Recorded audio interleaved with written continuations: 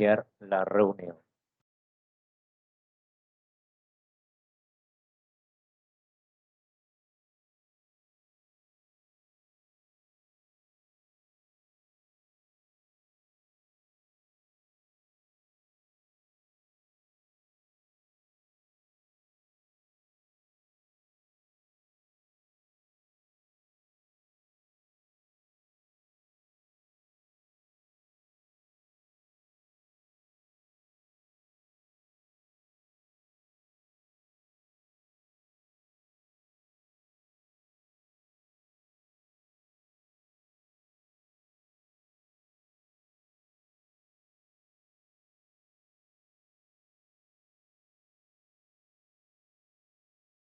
Estoy compartiendo pantalla,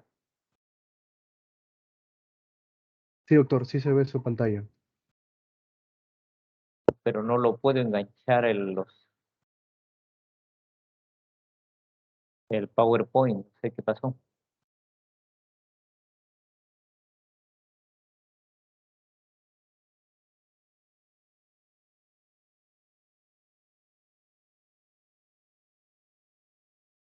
Me salió nada más pantalla completa. Doctor, a ver, deje de compartirlo. Dejo Un de segundo. compartir, ya. Sí. Cuando comparte, dice pantalla, ¿no? Ahí tiene que apretar y compartir tal cual la diapositiva. O sea, se va a ver toda la pantalla. Ajá, ahora sí se puede ver, por ejemplo, su WhatsApp. A ver,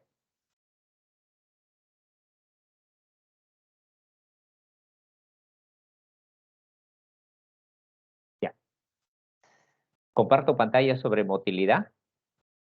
Sí, doctor. No hay ¿Podría, interferencia. no, podría ampliar la pantalla, por favor? Sí, ya, perfecto. Ya, ahora sí podemos compartir, ¿no? Sí, doctor.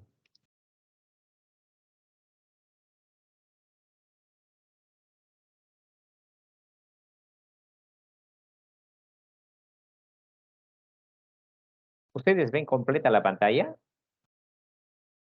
Sí, doctor. Ya, Sí, muy doctor, bien. pero Entonces ya. Sí, sí, diga. se ve con una franja en la parte inferior. Pero no, no habría problema, doctor, creo. Se ve después todo bien. Sí, lamentablemente no sé qué ha sucedido acá. Ok. Bueno, bien. Buenas noches, señores alumnos.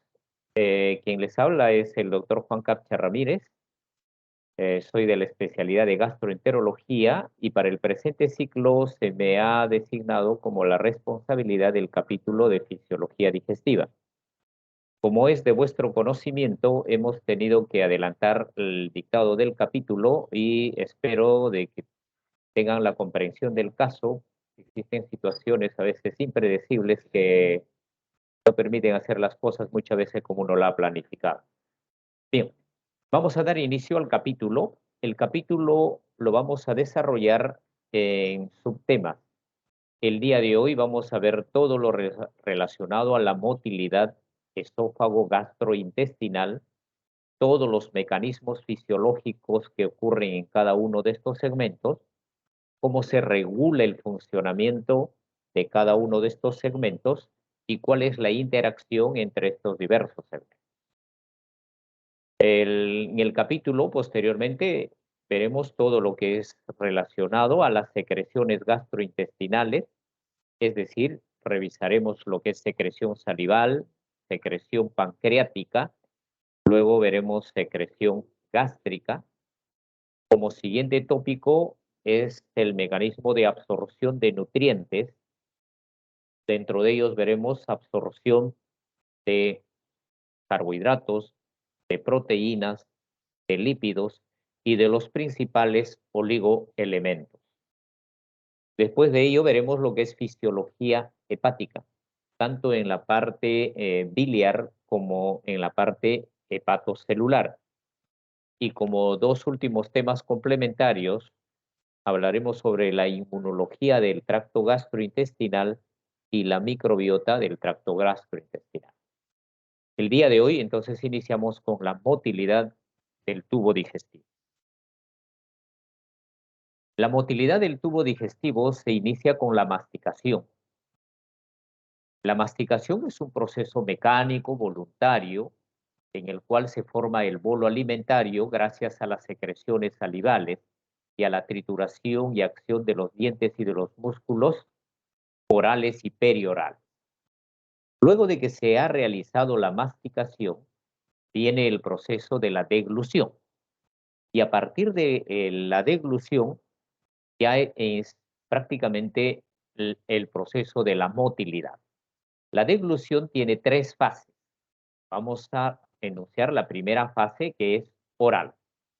Luego de que se ha formado el bolo alimentario, la primera respuesta para la deglución en la fase oral es ocluir los labios.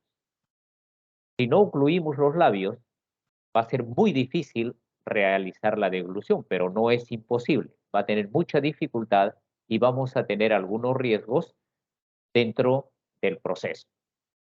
Ocluidos los labios, se genera una respuesta a nivel de los músculos periorales. Los músculos periorales, los buccinadores y todos los adyacentes van a generar una presión intraoral para que impulsen el bolo alimentario hacia la faringe. Adicional a este hecho, la lengua es el que juega el rol más importante. Podemos observar cómo la lengua adopta una postura muy especial. La parte anterior de la lengua se apoya en el paladar duro y al apoyarse en el paladar duro forma un plano inclinado y al contraerse vigorosamente la lengua impulsa el alimento hacia la faringe. El alimento alcanza esta región que es el istmo de las fauces y ahí termina, teóricamente o convencionalmente, la fase oral. Esta es la única fase voluntaria en la cual participa en todo el proceso de la motilidad. De acá para adelante, todos los procesos van a ser reflejos. Pasada la fase oral, viene la fase faríngea. La fase faríngea se inicia cuando es impulsado el bolo alimentario hacia la faringe. En la faringe existen receptores de la deglución. Acá pueden observar cómo ya el alimento estando en la faringe va a estimular los receptores desde la faringe a través del quinto, del noveno y décimo pares craneales. Este impulso va hacia el bulbo raquídeo. En el bulbo raquídeo se encuentra el centro de la deglución. El centro de la deglución va a tener como respuesta a este estímulo 2 acciones eferenciales. Una primera que es inhibitoria hacia el centro respiratorio y el tiempo de inhibición es de 0,5 a 1 segundo. En este periodo de tiempo en el cual se inhibe el centro respiratorio, emite otra respuesta eferencial a través del quinto, del séptimo, del nervio ambiguo y del 12º pares craneales, y estos impulsos van a todos estos grupos musculares que tenemos y ustedes bien lo conocen por anatomía. Estos 5 grupos musculares están localizados en la región suprayoidea, en la región infrayoidea, en la región laríngea y en la región faríngea. ¿Qué respuestas se obtienen con este estímulo? En primer lugar, vemos cómo se ocluye el paladar blando entre la bucofaringe y la rinofaringe. Este cierre del paladar blando hacia la parte posterior es para evitar de que el alimento pueda refluir por las fosas nasales y retornar al exterior. Todos estos hechos son sincrónicos, como ustedes comprenderán. Simultáneamente, estos estímulos van hacia la región de la laringe. ¿Y qué va a producir en la laringe? En la laringe se va a producir un ascenso de la laringe y hacia la parte anterior. Este ascenso hacia la parte anterior de la laringe es un mecanismo protector para que el alimento no se introduzca a las vías respiratorias. Y este movimiento mecánico es el más importante para proteger las vías aéreas. De caso contrario, los alimentos ingresarían a dichas vías, lo cual sería incluso fatal para la vida, y eso es lo que ocurre en el atragantamiento. Cuando no hay un auxilio adecuado, puede costar la vida. Otro hecho de defensa para la laringe es el cierre de la glotis. Entonces la glotis se cierra y al cerrarse la glotis coadyuva para que el alimento se dirija hacia la parte posterior en la cual se encuentra el esófago. En este momento termina la fase faríngea, cuando el alimento ya ingresa hacia el esófago por la relajación del esfínter esofágico superior. Pasamos de la faringe al esófago. Para comprender qué ocurre en el esófago durante la deglución en la fase esofágica, se ha hecho este experimento de colocar electrodos en la faringe inferior, en el esfínter esofágico superior, cuerpo medio, cuerpo inferior y esfínter esofágico inferior. Y esto vendría a ser una pantalla en la cual en el osciloscopio vamos identificando de cada electrodo qué es lo que se va produciendo, qué es lo que va registrando. Y en este caso, como vamos a hacer estudio de motilidad, se van a registrar ondas de movimiento y de relajación, o sea, contracción y relajación. Observamos que en la faringe, luego de la deglución, se genera una contracción, y es lógico. Esa contracción es para impulsar el alimento hacia el esófago. Para permitir la llegada del alimento hacia el esófago, el esfínter esofágico superior que estaba contraído, pueden observar al inicio de la deglución, se relaja. Luego de que se ha relajado el esfínter esofágico inferior, inmediatamente esta onda de la faringe se transmite al esófago y se genera esta primera onda. Como se genera esta primera onda que es de contracción, a esto se le llama una onda primaria. Vemos que esta onda primaria es peristáltica, porque va desde la parte alta, va progresando hasta el esfínter esofágico inferior. Esta onda primaria, durante su viaje a todo lo largo del esófago, va generando presiones. En promedio, la presión es de 50 milímetros de mercurio. Con esto va avanzando el alimento. ¿Qué ocurrió en el esfínter esofágico inferior al momento de la deglución faríngea? Podemos observar que temporalmente coinciden con el inicio de la relajación del esfínter esofágico inferior. Este se relaja hasta alcanzar un nadir, un umbral muy bajo, y esto se va a mantener hasta el momento en que la onda primaria que se ha generado en el tercio superior del esófago alcanza el esfínter esofágico inferior. Luego de que llegó esta onda primaria a la región del esfínter esofágico inferior, inmediatamente ven cómo se va recuperando la presión del esfínter esofágico inferior hacia una presión basal. Nuevamente deglutimos, nuevamente se repite el fenómeno. Se relaja el esfínter esofágico superior, se genera la onda primaria, viaja esta onda primaria, y así estos fenómenos se irán sucediendo en la medida que nosotros vayamos deglutiendo. Durante la fase de la deglución esofágica, el alimento no llega inmediatamente al esófago, sino de que requiere un tiempo para progresar a lo largo del esófago. Y acá vemos un estudio de una fluoroscopía. A este lado pueden ver, se ha dado de deglutir un trago de bario y se está observando en la fluoroscopía. La fluoroscopía es una técnica radiológica en la cual nos va a permitir la dinámica del movimiento del bario. Entonces vamos a observar acá cómo el bario se va moviendo a todo lo largo del esófago. Para poder registrar qué ocurre cuando el bario transita todo lo largo del esófago, se han colocado los electrodos cada 3 centímetros desde el esófago superior hasta el esófago inferior e incluido un electrodo en el esfínter esofágico inferior. Entonces, estos electrodos van a estar siendo registrados en esta pantalla o en esta supuesta pantalla, ¿ok? Entonces vemos, en el primer segundo de la deglución hay esta columna de bario y vemos de que mientras el esófago esté generando presión intraesofágica, vemos cómo se generan unas ondas dentro del esófago. A estas ondas que aparecen luego de las ondas primarias anteriores se les denomina las ondas secundarias. Y podemos observar de que a medida de que va avanzando el bario, las ondas cada vez son más proximales al esfínter esofágico inferior. Y luego de un periodo, en este caso de 13.8 segundos, ya el bario ha pasado el esfínter esofágico inferior, el bario ya no está en el esófago, ya no queda ningún vestigio de bario, el esófago ha quedado libre de todo contenido y esto es lo que se denomina el aclaramiento esofágico.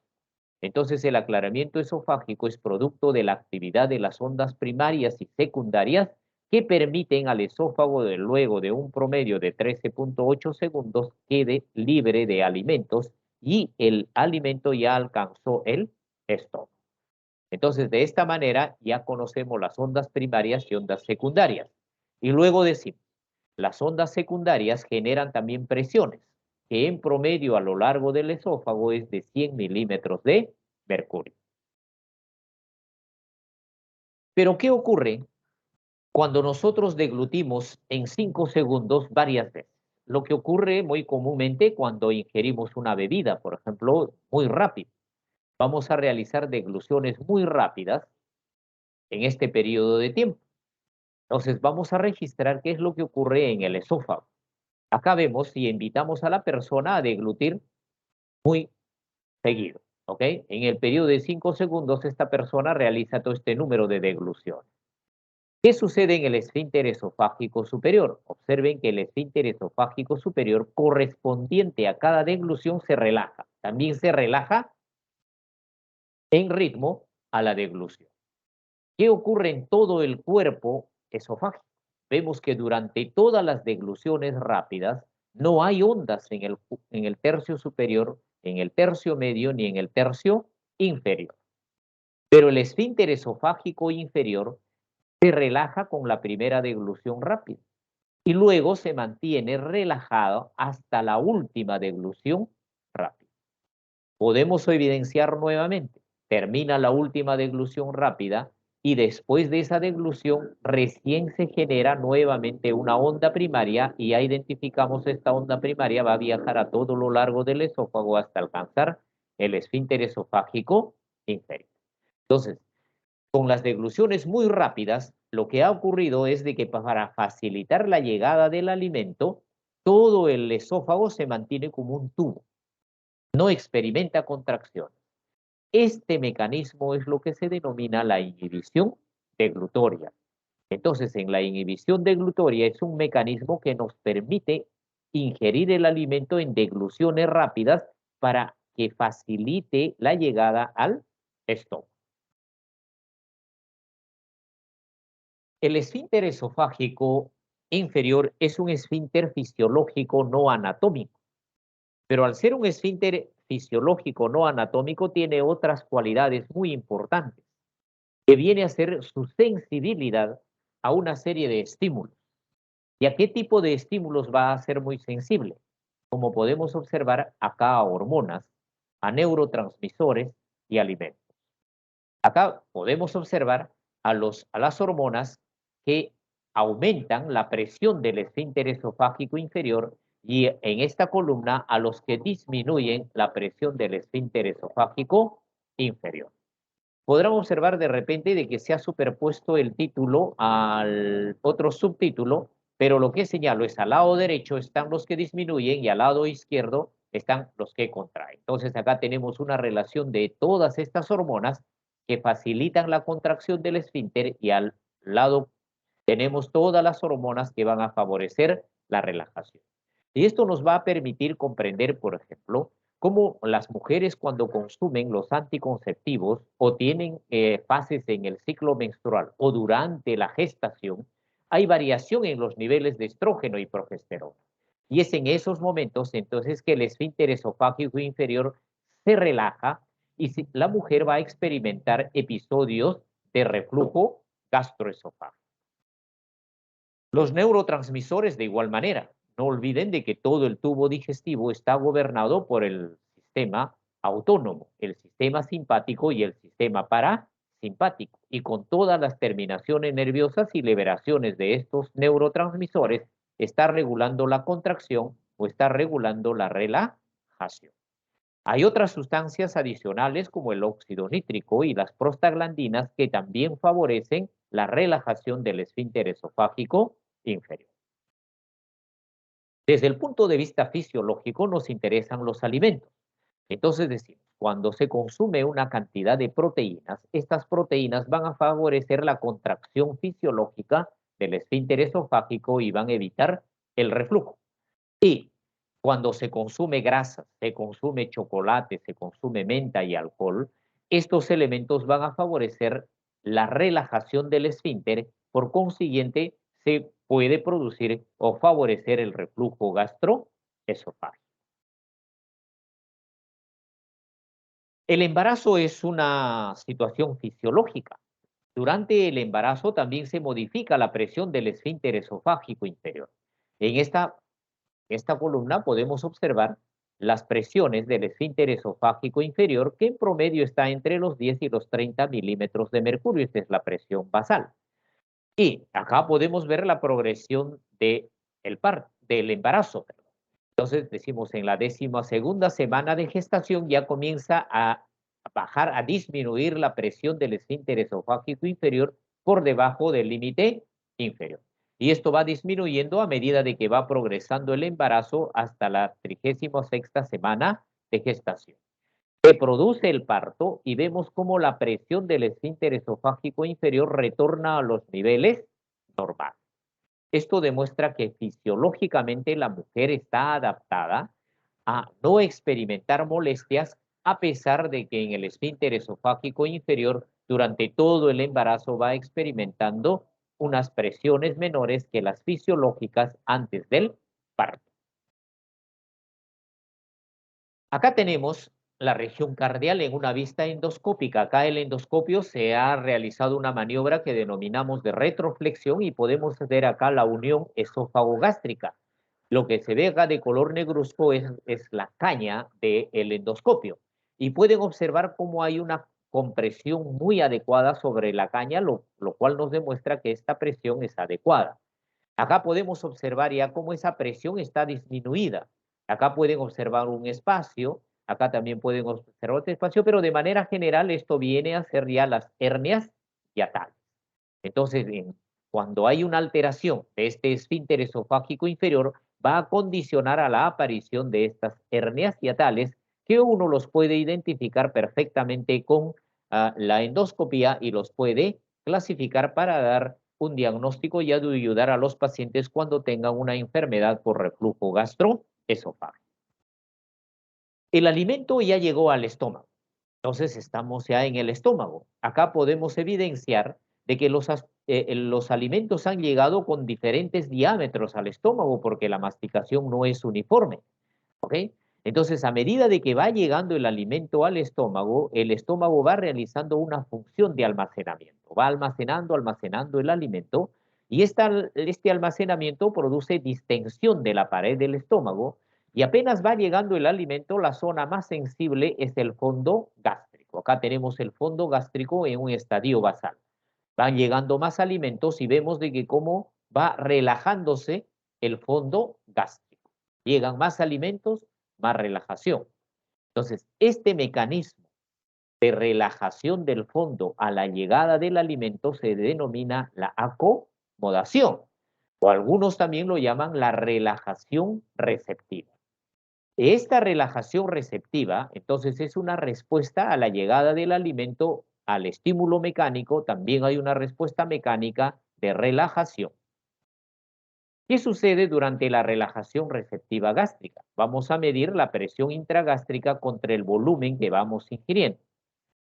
Acá podemos observar cómo se va a ir incrementando la presión intragástrica en milímetros de mercurio. Cuando se administra 1 litro de volumen, vemos de que la presión intragástrica se incrementa muy poco. De 1 subió a 4 milímetros de mercurio. Ingerimos 2 litros y vemos de que sube más o menos a 10 milímetros. Si ingerimos 3 litros, que es la capacidad máxima fisiológica, vemos de que se eleva a un promedio de 14 milímetros de mercurio. ¿Esto qué significa? Significa de que con volúmenes altos la presión intragástrica se eleva en cantidades no muy altas tampoco. Y esto permite de que el estómago pueda almacenar un volumen adecuado, como viene a ser la capacidad máxima de 3 litros. En la relajación receptiva, En el fondo gástrico, cuando se relaja el fondo gástrico, van a participar una serie de mediadores. Dentro de ellos, el polipéptido intestinal vasoactivo, el óxido nítrico, la dopamina, el adenosín trifosfato. Todos estos elementos mencionados son los que producen la relajación del fondo gástrico. Y acá podemos hacer una comparación. ¿Qué ocurre si al estómago le seccionamos el nervio vago? Es decir, le practicamos una vagotomía. Vamos a hacer el experimento.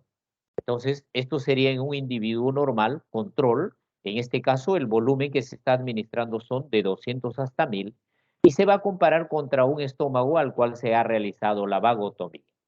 Y se va a medir las presiones, en este caso se ha decidido hacer en centímetros de agua.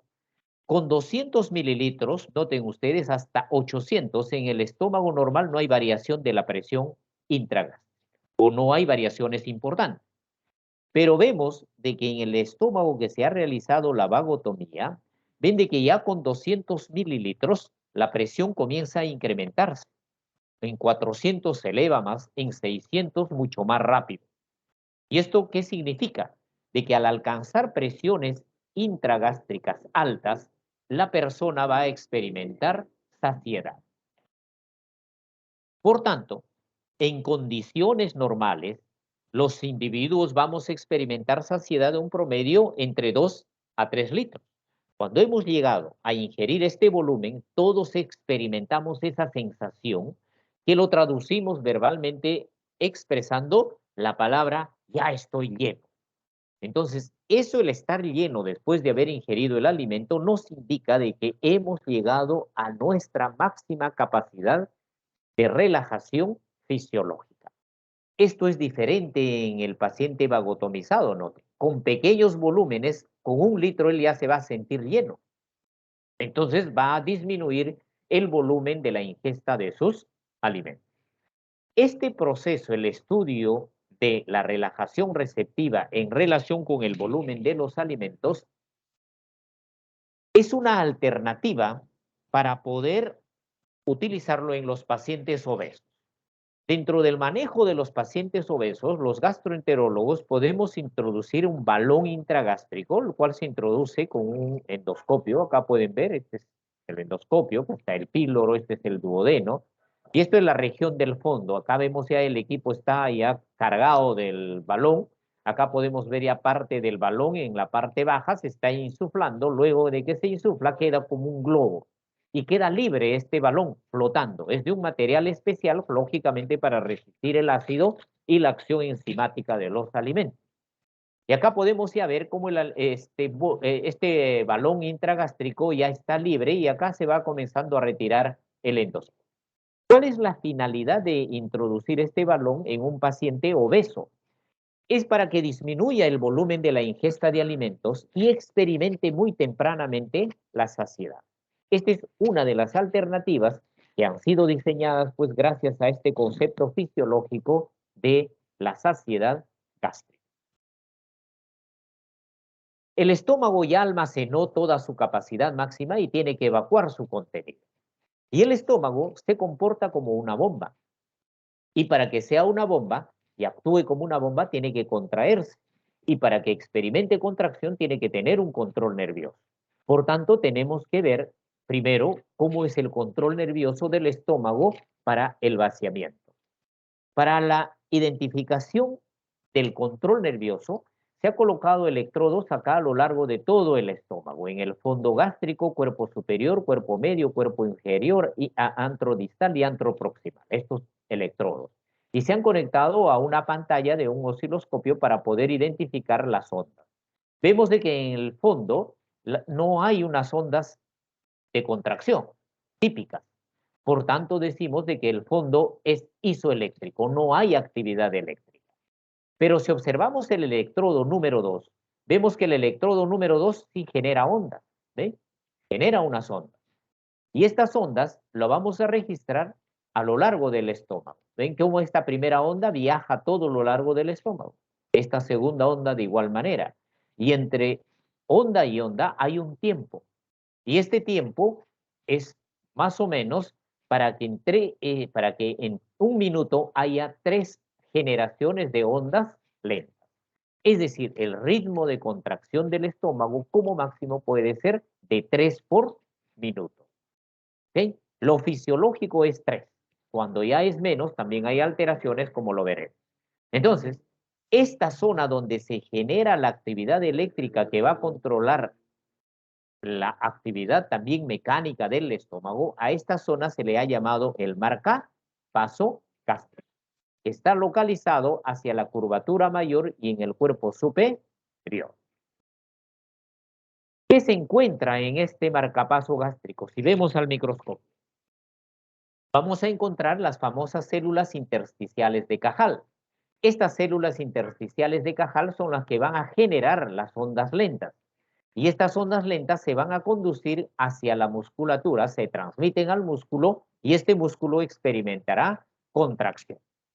Entonces, estas células intersticiales de Cajal tienen la característica de ser autónomas y generan una frecuencia de despolarización de 3 ciclos por minuto. Para estudiar estas células intersticiales de Cajal, colocamos un electrodo intracelular y vamos a hacer el registro de su actividad eléctrica. Y vamos a colocar otro electrodo en el músculo para generar, y observar e identificar las contracciones. Entonces, acá tenemos un electrodo en el músculo y acá tenemos otro electrodo en las células intersticiales de Cajal. Eléctricamente vamos a establecer un umbral. Se establece un umbral por las contracciones y las actividades de las ondas eléctricas. Por debajo de este umbral vemos estas ondas, a las cuales convencionalmente la hemos llamado las ondas lentas.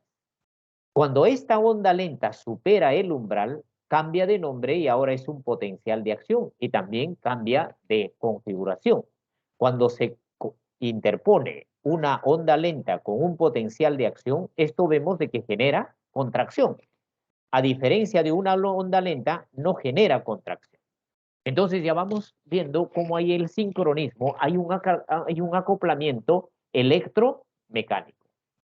Acá identificamos una onda lenta con potenciales de acción. Y acá identificamos una gran onda lenta con numerosos potenciales de acción.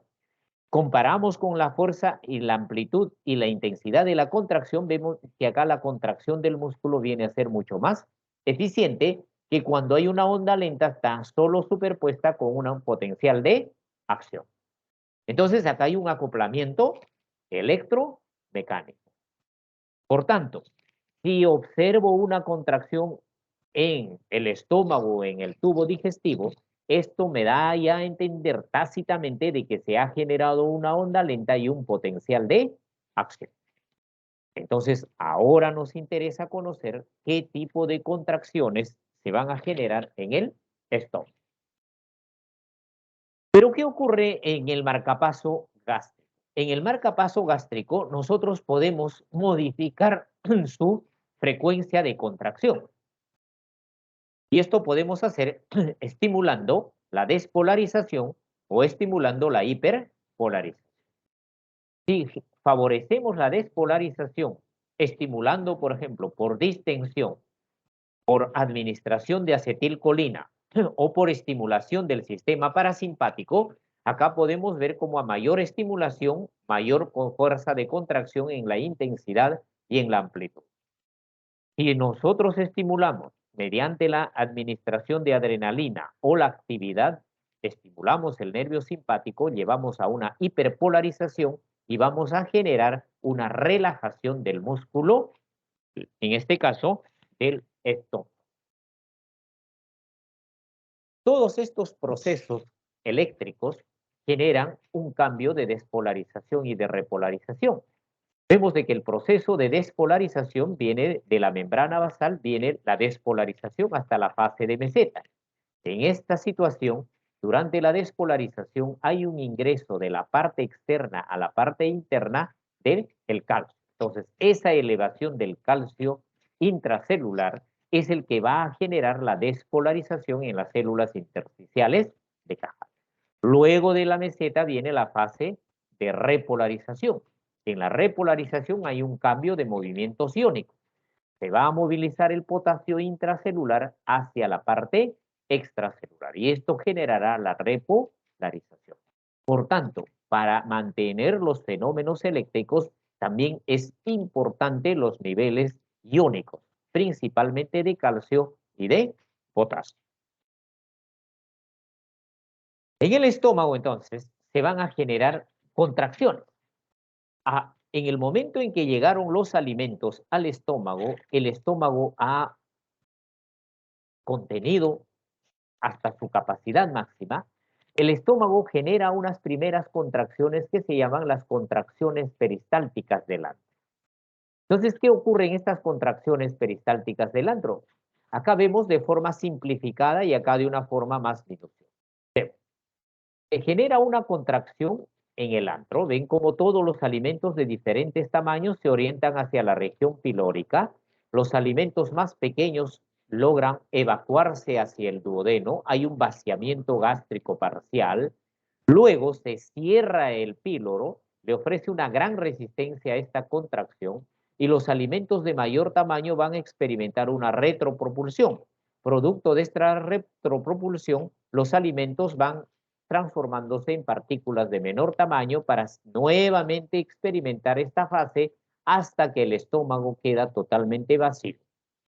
De una forma más detallada, se genera primero una fase de propulsión. Ven, acá está la fase de propulsión que impulsa todo el alimento contra el píloro.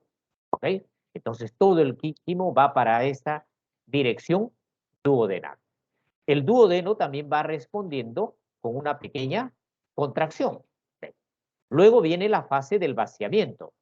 Ven cómo hay una contracción muy intensa del antro medio y este antro medio ya va impulsando más rápidamente el alimento hacia la región del píloro. Atraviesan todo un buen flujo y para que llegue el alimento al duodeno, el duodeno experimenta relajación, porque si permaneciera contraído, la resistencia sería mayor y se retardaría el vaciamiento gástrico. Luego viene la fase de retropropulsión. Se cierra totalmente el píloro, se contrae también el duodeno para ofrecerle más resistencia a la contracción y para que esta retropropulsión sea efectiva en la trituración de los alimentos, entonces es que se ha generado todo este proceso. Entonces hay una retropropulsión muy intensa que va a favorecer la molienda de los alimentos. Y luego de 3 horas ya el estómago va a quedar totalmente vacío.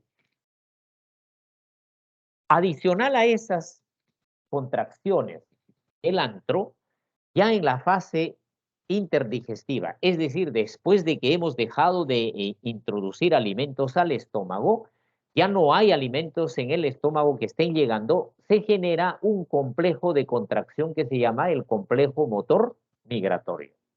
Este complejo motor migratorio, como su nombre lo dice, complejo porque tiene fases, motor porque produce movimiento y migratorio porque va desde el antro hasta el intestino delgado.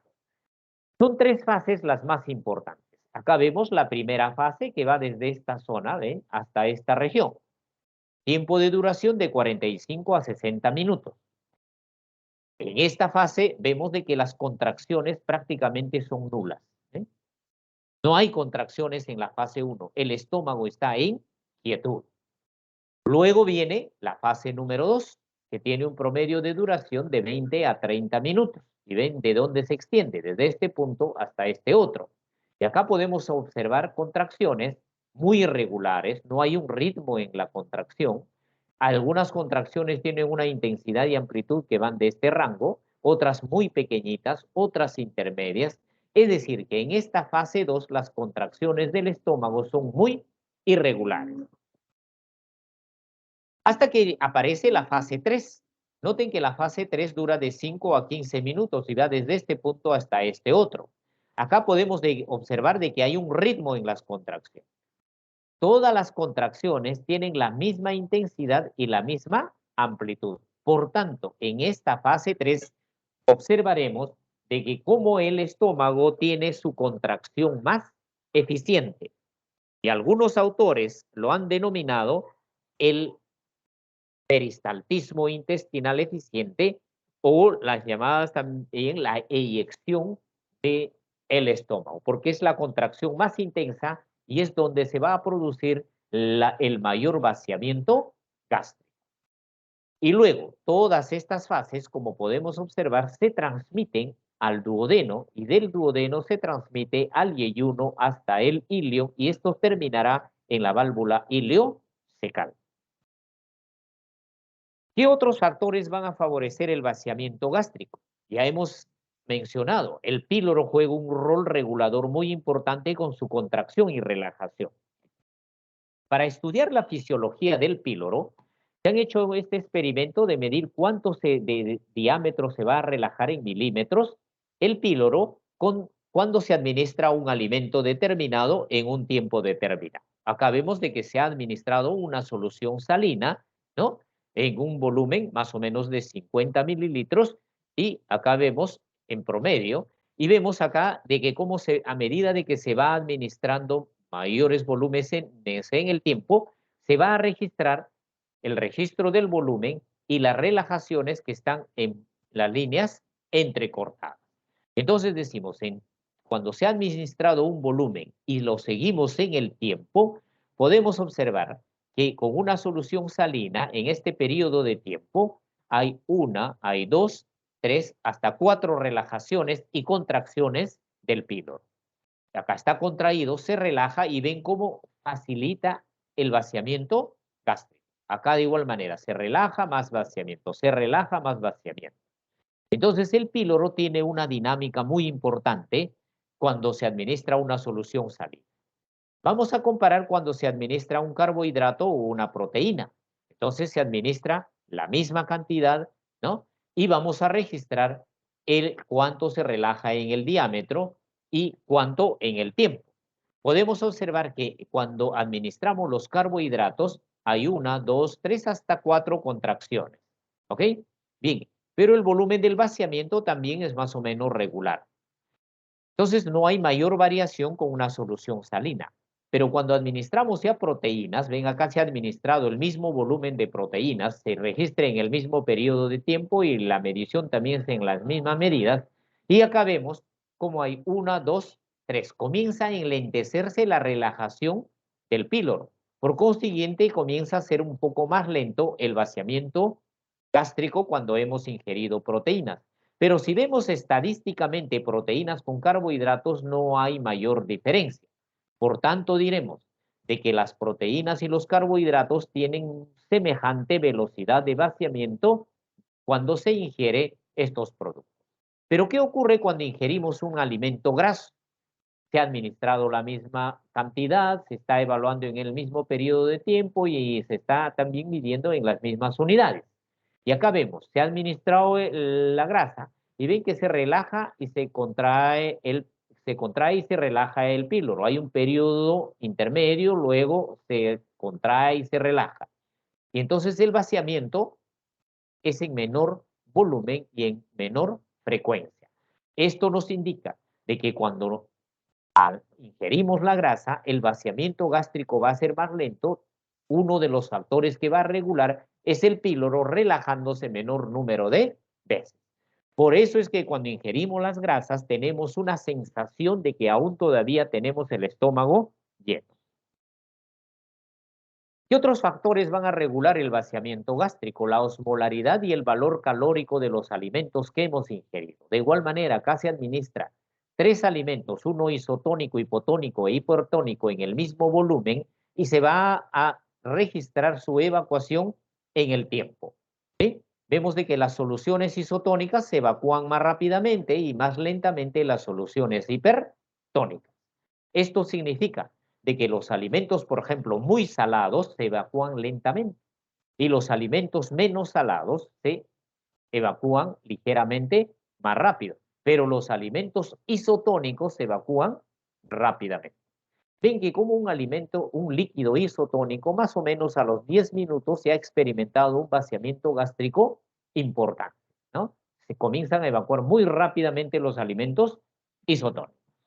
Pero ¿qué ocurre con otro alimento que vamos a administrar 3 alimentos con 3 cargas calóricas diferentes. Esto es 0,2 por kilocalorías por mililitro, este es 0,5 kilocalorías por mililitro y el otro es 1 kilocaloría por mililitro contra una solución salina que es de control. Ya sabemos, la solución salina, por ser isotónica, se evacúa rápidamente y luego vemos de que el alimento con menor carga calórica se evacúa más rápido, pero a medida de que va subiendo la carga calórica se hace más lento. ¿Esto qué nos significaría? ¿Qué nos da a entender en la vida diaria? De que si nosotros comemos un alimento con muchos carbohidratos por mililitro, se va a enlentecer el vaciamiento gástrico. Y lamentablemente, las dietas que nosotros disponemos usan mucha cantidad de carbohidratos, consumimos mucha cantidad de carbohidratos. Entonces, nosotros, por nuestros hábitos higiénico-dietéticos de consumo en exceso los carbohidratos, nuestro vaciamiento gástrico también será mucho más lento. ¿Qué otro factor va a regular el vaciamiento gástrico? Acá podemos observar la medición de la motilina en estas unidades de picogramos por mililitro. Acá vemos los niveles en plasma sanguíneo y en este periodo de tiempo en 1 hora. Se han tomado muestras con un intervalo y se notan al final estas ondas de producción de la motilina. Simultáneamente a que hemos medido la motilina, hemos ido registrando el movimiento del estómago y del intestino. Y acá podemos observar de que hay algo muy importante que nos llama la atención. Vemos de que cada vez que la motilina alcanza niveles muy altos, vemos de que hay una coincidencia con la fase 3. Ya conocemos, la fase 3, donde no hay contracciones, es fase 1. Entonces, concluimos de que niveles elevados de motilina post ingesta de un alimento van a generar inmediatamente la aparición de la fase 3 del complejo motor migratorio. Por tanto, la motilina va a reforzar, va a ser un factor favorable a vaciar más rápidamente el estómago y que el tránsito intestinal también sea mucho más rápido. Vamos a ver a continuación cómo contribuye los niveles de glicemia en el vaciamiento gástrico. Y vamos a ver también qué ocurre con la motilina cuando la glucosa está muy alta. En este caso, experimentalmente, desde este punto amarillo hasta este otro punto amarillo, se ha administrado la glucosa y se ha mantenido en 250 miligramos por decilitro. Este es un experimento y acá tenemos el número de horas. Vamos a comparar el nivel de glicemia con la fase 3 de los complejos motores migratorios y con los niveles de motilina. ¿Qué interpretación haríamos de este gráfico? Decimos de que cuando el nivel de infusión de glucosa esté en 250 miligramos, se observa la última fase 3 del complejo motor migratorio. Y si se ve los niveles de motilina, vemos de que apenas se alcanza este nivel, los niveles de motilina sérica comienzan a disminuir y se mantienen muy bajos mientras el nivel de glucosa sea alto. Se comienza a recuperar la motilina cuando ya el nivel de glicemia va disminuyendo y vemos como también acá la motilina se eleva, se eleva, se eleva. La glucosa recuperó su nivel normal, la motilina alcanza su nivel máximo e inmediatamente aparece la fase 3. ¿Qué utilidad o qué interpretación vamos a dar a este experimento? En los pacientes diabéticos. Los pacientes diabéticos, cuando tienen sus niveles muy altos de glucosa, en plasma sanguíneo los niveles de motilina son muy bajos y al existir los niveles muy bajos de motilina no van a disparar la fase 3. ¿Esto qué significa en tránsito gastrointestinal? De que el tránsito es muy lento. Y a esto es lo que se denomina en el estómago la gastroparesia diabética. Los diabéticos van a notar ustedes que les van a decir, doctor, Me siento lleno por un tiempo muy largo. Siento que el alimento todavía está en mi estómago. Y ustedes comprobarán de que eso ocurre porque sus niveles de glucosa están muy altos. Una vez de que se normalice los niveles de glucosa, la motilidad tiende a recuperarse. Otro factor en el vaciamiento gástrico es el pH de los alimentos. Esto es fácil. Los pH ácidos, noten de que los pH ácidos se evacúan muy lentamente y los pH alcalinos más rápidamente.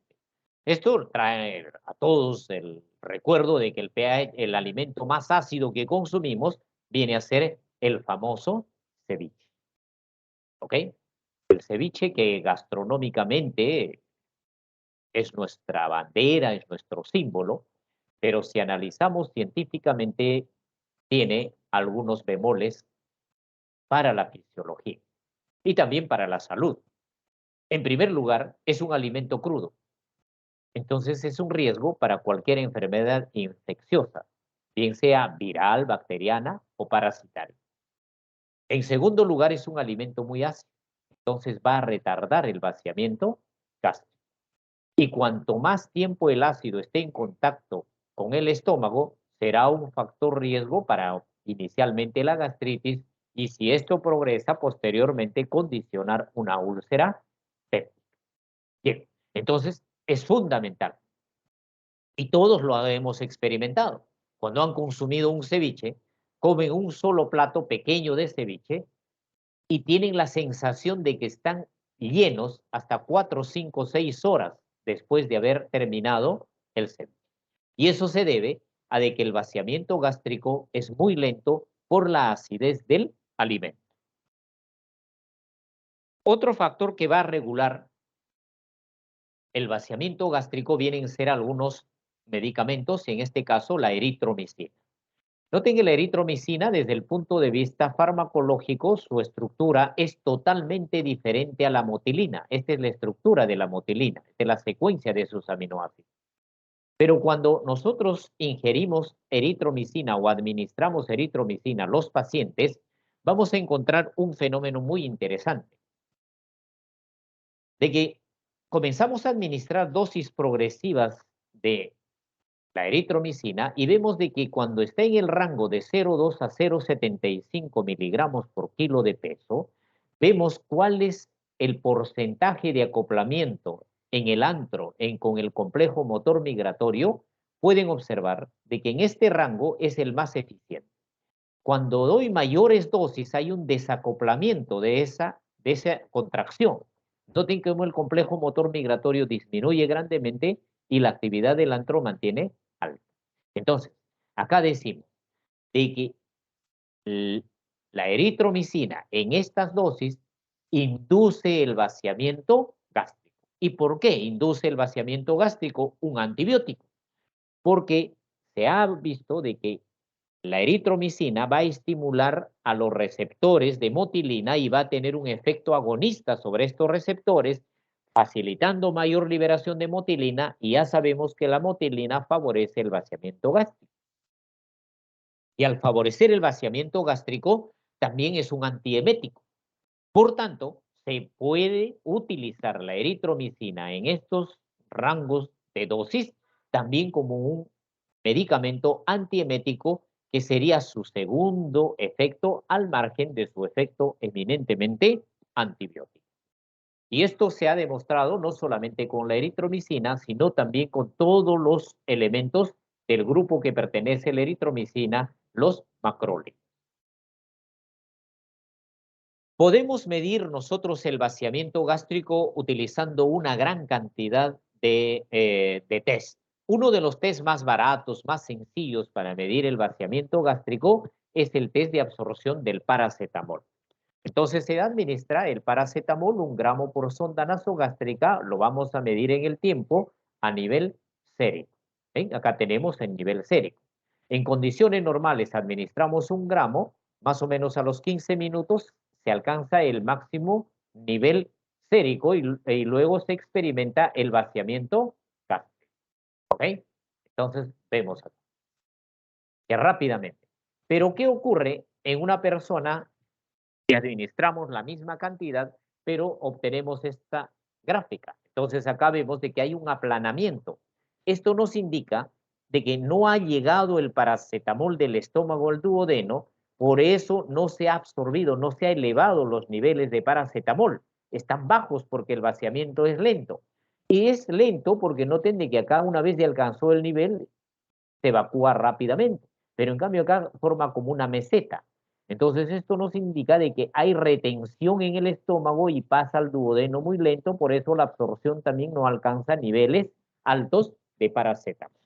Entonces esta es una prueba muy sencilla, barata y que nos permite evaluar el vaciamiento gástrico. El estómago ya hemos mencionado de que tiene una actividad eléctrica y tiene una actividad mecánica. Así como en el corazón podemos medir la actividad eléctrica y la actividad mecánica mediante el electrocardiograma, en gastroenterología se utiliza el electrogastrograma. Los electrodos que se utilizan en cardiovascular son de las más variadas, ustedes han visto, en cambio en gastro solo se utilizan 3 electrodos. Un electrodo en la línea media, más o menos a nivel del ombligo, el otro electrodo paralelo a la línea media en un ángulo de 45 grados, sobre el ombligo y el otro electrodo paralelo hacia la línea derecha. Y estos 3 electrodos van a registrar la actividad eléctrica del estómago. Si llevamos esto a un registro en la actividad eléctrica del estómago, vamos a tener que en individuos normales la frecuencia está acá, de ustedes, está entre 0 a 5 y este es un nivel de 3. Ven que todas las contracciones están en este nivel a todo lo largo. ¿En qué periodo de tiempo? Desde las 9:45 hasta las 10:40.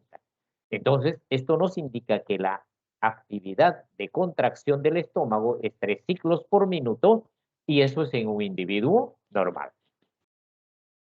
¿Qué sucede si hacemos el registro a otro paciente y vemos de que cómo los registros de las contracciones se desplazan hacia el lado izquierdo mayormente? El que es estándar. En este caso, la frecuencia es menos de 3. Entonces, a este hecho se le ha denominado convencionalmente la bradicastria. El vaciamiento gástrico será mucho más lento. Hacemos el registro a otro paciente, de igual manera, desde este periodo de tiempo hasta las 10:15. Vemos de que el número de contracciones se han desplazado hacia la derecha de lo normal. Han llegado hasta 5 contracciones, casi la gran mayoría. Por tanto, la frecuencia está incrementada y a esta alteración se le denomina la taquigastria. También se puede hacer el registro de comparación de alimentos sólidos contra alimentos líquidos. Se le da el mismo volumen, el porcentaje que es el 100%, el mismo volumen, y vamos a medir en el tiempo el vaciamiento gástrico. Vemos de que los líquidos, desde el momento en que se administró, casi inmediatamente comienzan a evacuarse rápidamente, a diferencia de los sólidos, de que después de que se ha terminado de administrar, hay un periodo de meseta, de enlentecimiento en el vaciamiento, casi no hay vaciamiento. Toda esta fase se debe porque acá recién está ocurriendo la trituración de los alimentos. Luego de que se ha triturado, ya se activa más rápidamente el vaciamiento de los sólidos. Entonces decimos, los alimentos sólidos se evacúan más lentamente y tienen una fase de meseta de retención, de enlentecimiento, a diferencia de los líquidos que desde el primer momento se evacúan de una forma uniforme. Este estudio se puede hacer utilizando radioisótopos. Acá ven como los radioisótopos todavía están en el estómago, ¿no? Y luego este radioisótopo se va evacuando y ya va pasando y lo vamos identificando ya en el duodeno. Después de un tiempo determinado, noten el estómago ya no tiene ninguna sustancia radioactiva porque todo ya está localizado a nivel del duodeno. Bien. De igual manera, al existir una inervación del estómago, van a existir una serie de estímulos, tanto estimulatorios como inhibitorios. Dentro de los agentes estimulatorios, se van a identificar cuál es su mecanismo de acción. Acá tenemos, por ejemplo, si hay una actividad a través de la producción o liberación de acetilcolina, serotonina, opioides, sustancia P, van a favorecer la contracción incrementando los niveles de calcio. La colecistoquinina y bombecina, que son hormonas, también van a liberar acetilcolina y sustancia P. De igual manera con los péptidos opioides. Estos van a inhibir la adenilciclasa. Entonces, estos tienen un mecanismo especial. Los inhibitorios, de igual manera, el polipéptido intestinal vasoactivo, los beta-adrenérgicos, glucagón, el óxido nítrico, van a incrementar el AMP cíclico o van a incrementar el GMP cíclico. A diferencia de la somatostatina y el neuropéptido Y o los alfa-adrenérgicos agonistas que van a inhibir la liberación de acetilcolina y de la sustancia P. Fármacos también van a influir, los que van a retrasar el vaciamiento gástrico. Todos los analgésicos opioides van a retrasar el vaciamiento gástrico, los anticolinérgicos de igual manera, los antidepresivos, los calcioantagonistas que son muy utilizados en los pacientes hipertensos. Por eso muchos pacientes hipertensos que consumen calcioantagonistas se quejan de que están llenos del estómago, que tienen balonamiento, que tienen reflujo gastroesofágico. Lo mismo quienes consumen la progesterona. Y ojo, los inhibidores de la bomba de protones van a retrasar el vaciamiento gástrico. Y hay pacientes que toman inhibidores de vaciamiento gástrico y se quejan de que tienen el estómago lleno. Por consiguiente, estos pacientes hay que suprimirles consumo de estos medicamentos. ¿Sí? Acá tienen toda la lista. Y el retraso, como también con el consumo de sustancias tóxicas, como viene a ser el alcohol y el tabaco. ¿Sí? Es por ello de que muchas personas que consumen determinadas pequeñas cantidades de alcohol, como el vaciamiento gástrico es muy lento, como mecanismo de defensa, el estómago genera el vómito para evitar la intoxicación por alcohol. Y si está asociado el consumo de alcohol y tabaco, esto va a hacer mucho más rápido la respuesta del vómito en muchas personas que experimentan vómitos tempranos con el consumo de alcohol. Acá tenemos de igual manera, hay otro grupo de fármacos ya que aceleran el vaciamiento gástrico. Dentro de ellos la metoclopramida hasta los macrólidos. Acá se considera los antibióticos del grupo de los macrólidos porque ya hemos dicho de que van a favorecer la liberación de la motilina.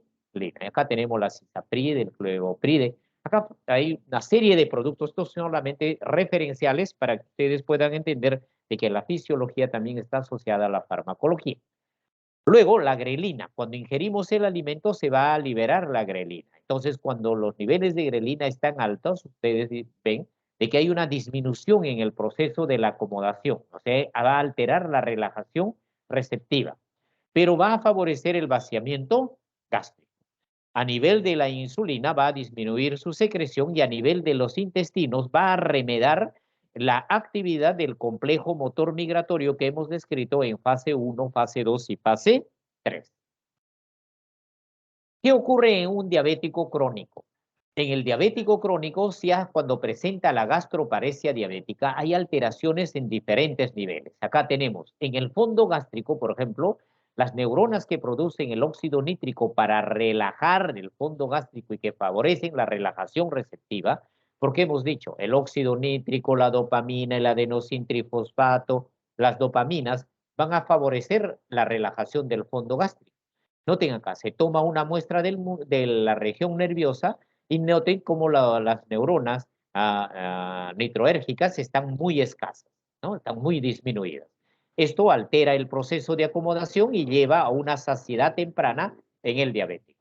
El marcapaso gástrico también está alterado en el paciente diabético, entonces le produce arritmias. Hay una alteración en la producción y en la generación de la actividad eléctrica.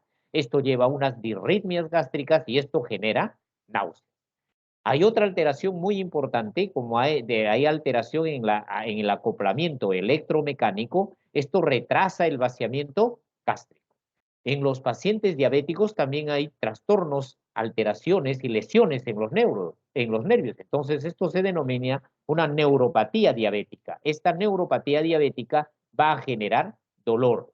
Entonces, muchos pacientes diabéticos que ingieren alimentos, después de haber ingerido alimentos, van a experimentar dolor. Y esto se explica porque ya han llegado a un grado de gastroparesia diabética. Otras pruebas para estudiar el vaciamiento gástrico es utilizar el carbono 13 unido al ácido octanoico. Entonces acá el experimento está basado en que se conoce, se prepara este alimento en estas cantidades, se asocia al carbono 13 y se le da de ingerir a esta persona. Se le ha dado de ingerir este alimento, llega al estómago, esto pasa al duodeno y en el intestino la acción de las lipasas y de las sales biliares van a digerir, al digerir se va a producir la absorción del componente de estos ácidos grasos del hectanoico y estos van a pasar a la circulación sanguínea y esto va a poder luego por circulación sanguínea va a llegar a los pulmones y en los pulmones se van a eliminar el CO2 unido al carbono 3. Entonces, si le damos esta cantidad, medimos en el tiempo, vamos a obtener esta curva amarilla, que es la curva referencia. Eso es en un individuo normal.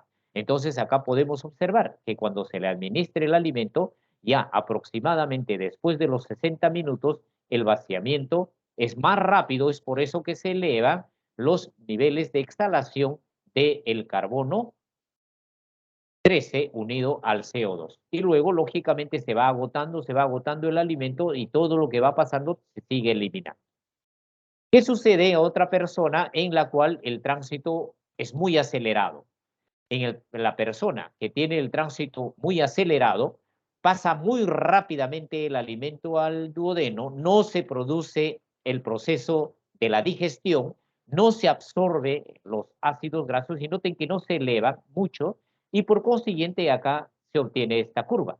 Entonces, esto ocurre porque ha pasado muy rápido el contenido del estómago al duodeno, no ha habido tiempo para que actúen las lipasas y por consiguiente se obtiene esta curva y esto nos demuestra de que el vaciamiento gástrico es muy rápido. A diferencia de los quienes son muy retrasados. Cuando son muy retrasados, el vaciamiento gástrico, noten ustedes, se obtiene esta curva. Es muy lento el vaciamiento, lentamente se va eliminando, alcanza un umbral, luego se va eliminando todo lo que va quedando en el estómago. Entonces, estas pruebas son pues ya pruebas muy especializadas, pero que a veces uno los tiene que utilizar en determinados pacientes que los van a requerir. Ya el vaciamiento gástrico tiene que coordinar con el duodeno. Entonces, el duodeno tiene que hacer ahora de órgano receptor y el vaciamiento gástrico tiene que ser el vaciamiento en regulación a la capacidad de recepción duodenal.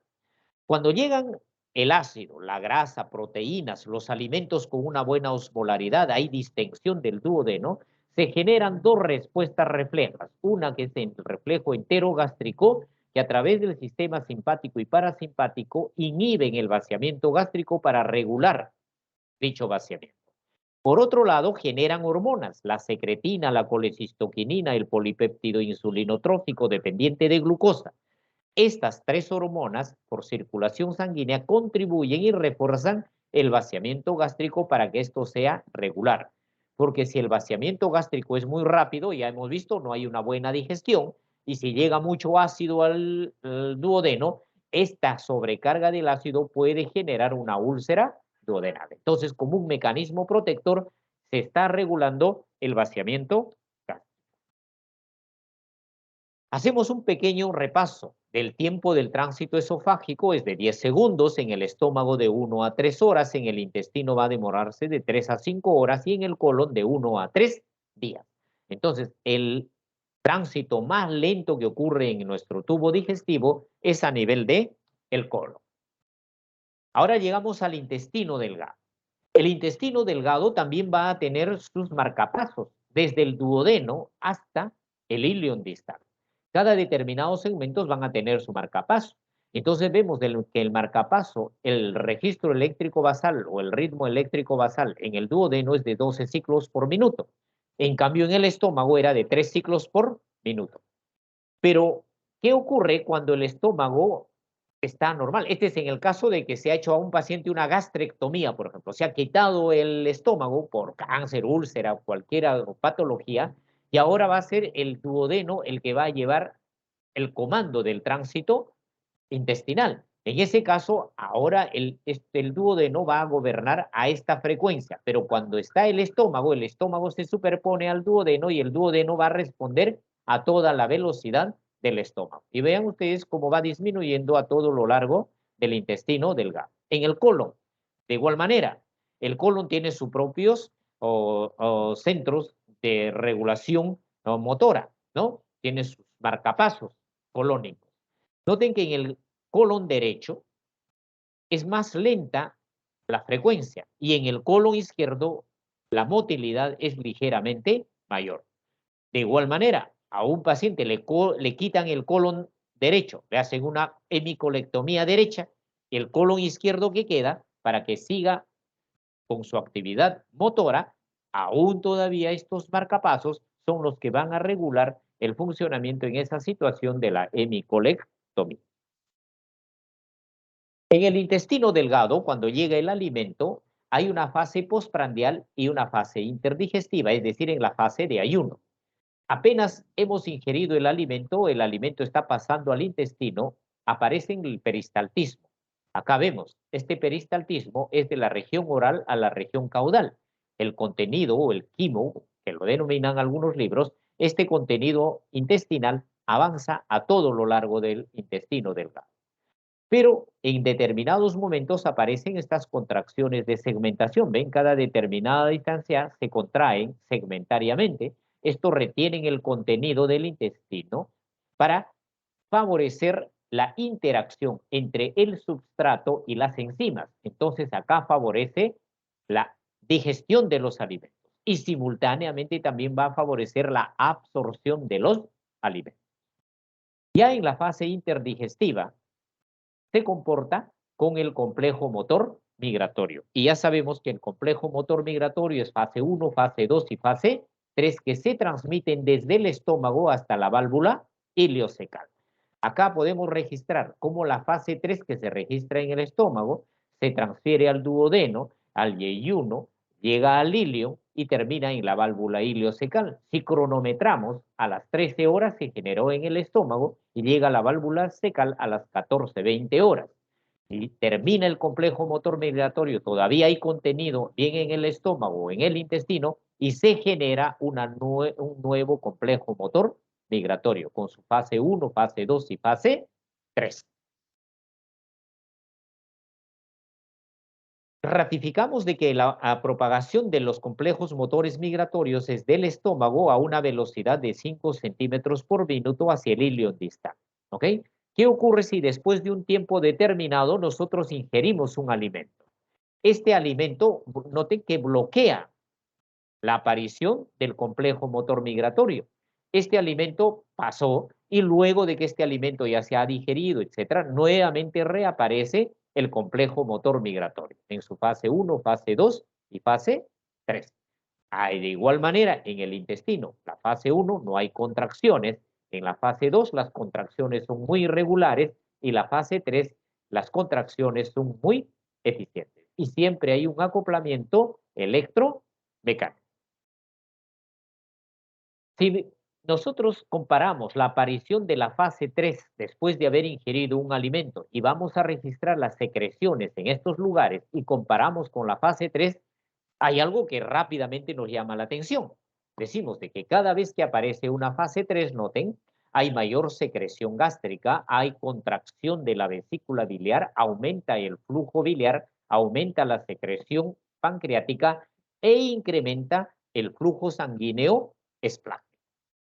Entonces, la motilidad gastrointestinal es importante no solo por el movimiento, por el transporte de su contenido, sino que también por acciones reflejas, tiene una interacción con una serie de estructuras que están a lo largo del tubo digestivo. Y acá, como podemos ver, la motilidad puede regular la secreción gástrica y todo lo que hemos venido comentando. El intestino en el peristaltismo experimenta este movimiento de la región oral a la región caudal. Y algunos autores antiguamente, como no había forma de explicar, decían que era la ley del intestino. ¿Y por qué el intestino se contrae del segmento proximal al distal? Es la ley del intestino. Pero ya los estudios posteriores han explicado mejor por qué se produce este mecanismo. Esto ocurre incluso en un intestino aislado. En el intestino, cuando se hacían experimentos con animales, se cortaba un segmento del intestino y se veía de que el intestino fuera del organismo seguía contrayéndose y siempre mantenía esta dirección de la región proximal a la región distal. Ahora entendemos de que este mecanismo, este automatismo del intestino, se debe a que al estímulo de la distensión, el sistema neuroentérico, que es el mini cerebro intestinal del intestino, este es autónomo y trabaja tan igual como el sistema nervioso central analizando informaciones y da una gran actividad motora. Cuando detecta una distensión en ese segmento, inmediatamente estas neuronas sensoriales ejercen dos sinapsis, una proximal y otra distal. Lógicamente que hay unas interneuronas y de tal manera que las proximales van a favorecer la liberación de estos neurotransmisores serotoninérgicos del tipo 4, sustancia K, sustancia P, acetilcolina, neuroquinina A, que van a activar la contracción del músculo circular y esto produce contracción y avanza el contenido. Simultáneamente, el sistema neuroentérico en la parte distal va a liberar el polipéptido intestinal vasoactivo, el óxido nítrico, el adenosintrifosfato, el polipéptido asociado a la adenilciclasa de la pituitaria, que van a relajar al músculo circular para que favorezca el tránsito. Y este proceso se va produciendo a todo lo largo del intestino. La motilidad también es afectada por otras experiencias que se producen en el ser humano. Los seres humanos experimentamos dolor, tristeza, depresión y miedo y en estas condiciones disminuyen la motilidad. En cambio, las personas que reaccionan con agresión, con cólera, en esto se incrementa la motilidad. Por tanto, hay estímulos de este tipo que van a regular nuestra motilidad. También hay una serie de sustancias, acá vemos, que estimulan la contracción y los que inhiben, la colecistoquinina, bombecina, opioides, la metencefalina, las taquininas, su sustancia P, la acetilcolina, estimulan, y los que inhiben la actividad simpática, por consiguiente los agonistas adrenérgicos, el polipéptido liberador del gen de la calcitonina, el óxido nítrico, polipéptido inhibidor vasoactivo y el glucano. Pasó el tránsito colónico y llegamos al tránsito del colon. Y en el colon hay tres contracciones, como ustedes pueden observar. Hay contracciones fásicas individuales, grupos organizados de contracciones y contracciones propulsivas o especiales. Las contracciones fásicas individuales son contracciones de cada austra, ¿ven? Y la austra puede retener su contenido, puede ser propulsiva o puede ser retropropulsiva. Entonces el colon es el que tiene mayor actividad mecánica, pero es lento porque experimenta contracciones peristálticas, antiperistálticas o detiene en ese segmento el contenido colónico. Los grupos organizados de contracciones, como pueden observar acá, es cuando tres o más austras actúan como una sola austra. Entonces, estas tres austras pueden ser peristálticas, pueden ser retroperistálticas o pueden retener su contenido. Entonces, esto enlentece mucho más el tránsito colónico. Y hay un tercer tipo de ondas que aparecen que se llaman las contracciones migratorias gigantes. Estas contracciones migratorias gigantes o llamadas también contracciones propulsivas especiales es un reflejo gastrocólico. Cuando el estómago alcanzó su máxima capacidad de saciedad, inmediatamente envía información refleja al colon y el colon responde con esta contracción migratoria gigante. Estas contracciones migratorias gigantes entonces aparecen después de la ingesta de un alimento entre 1 a 3 contracciones migratorias gigantes. Por tanto, si desayuno, aparecerán 3 contracciones migratorias gigantes. Estas contracciones migratorias gigantes van a transportar el contenido colónico desde el ciego al ascendente, transverso, descendente hasta el sigmoide. Entonces, estas son las más efectivas en el transporte. Es por ello de que en un paciente que tiene estreñimiento y tiene un tránsito lento, hay que estimular primero de que desayune, almuerce y cene. ¿Por qué? Porque el desayunar, el almorzar y el cenar es el mejor estímulo para contrarrestar el estreñimiento. Y es contrario a lo que muchas personas interpretan. Dicen, no, estoy estreñido, ya no me ocupo 3 días. Si sigo comiendo, me voy a atracar, el intestino va a reventar. Ese es el populorum, pero ese es un mito. Es contrario más bien a criterios científicos. Por ello es importante de que al paciente tenemos que tener una actitud que se llama de educación. A veces por tiempo, por X razones, etcétera, etcétera, o cometemos el error de atender muy rápido al paciente y nos olvidamos de darle la educación. Entonces, tenemos que hacer el máximo esfuerzo de dar un pequeño tiempo para educar a los pacientes. Y lo que les digo es una queja y uno lo escucha y a veces tenemos que tener vergüenzas ajenas cuando uno escucha de que alguien dice, el otro día fui a visitar a un médico, ni bien entré, me preguntó y ya tenía la receta preparada y me dijo, lea esto, tome y cuando termine regrese a tal tiempo. Entonces, son situaciones que nosotros tenemos que observar para tener una buena práctica médica, ¿no? No nos gustaría de que un colega nos atienda tan rápidamente sin haber practicado una atención adecuada. Entonces, esa es la clave muchas veces en un paciente con estreñimiento, de hacer que entienda este proceso fisiológico y van a notar de que en la gran mayoría de los pacientes que tienen estreñimiento por trastorno de motilidad colónica muy lenta, mejoran con la dieta. Lógico que hay otros estreñimientos que no van a mejorar por más que le den una tonelada de fibra, ya eso es otro tipo de estreñimiento, pero la gran mayoría, para el médico general, va muy bien dando este tipo de educación y les aseguro que les va a ir muy bien. Ya los otros estreñimientos que son más difíciles, solo nos los mandan a los gastroenterólogos, donde hay que hacer ya otro tipo de pruebas y responden pues fisiopatológicamente a otra etiología. Pero para médico general esto es fundamental que ustedes lo entiendan y lo conozcan. Entonces va tantas heces al sigmoides y al recto que tienen que contenerlo. ¿Y cuánto tiempo tienen que contener el sigmoides y el recto? Ya hemos dicho que entre 1 a 3 días. Entonces, para contener esas heces que llegan al recto sigmoides, se han generado los mecanismos de continencia rectal. Estos mecanismos de continencia rectal son varios. En primer lugar, la distensión rectal.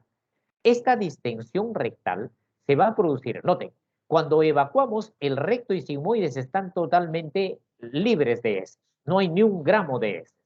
Entonces comienzan a llegar las heces, 10, 20 gramos, y comienza a distenderse el recto. Pero el recto está en un lugar muy estrecho, tiene poca amplitud. Entonces con 20, 15 gramos ya está lleno el recto y prácticamente se agotó el mecanismo de continencia rectal con la distensión rectal. Sigue llegando más heces, 20, 30, 35 gramos. Entonces viene ya la acción de los esfínteres. Y acá podemos registrar, llega mayor cantidad de heces generando mayor presión. A mayor cantidad de heces y presión que van generando en el recto, noten que el esfínter anal interno se va relajando, relajando, relajando hasta que alcanza un umbral y de ahí ya no puede más porque se agotó. Mientras tanto, y de forma simultánea, el esfínter anal externo experimenta contracción, contracción, mayor volumen, mayor volumen, mayor contracción. De igual manera llega un momento en que se agotan esta acción. Entonces, se agotó el segundo mecanismo de continencia que se llama acción de los esfínteres. Viene un tercer mecanismo cuando ya el recto está totalmente lleno.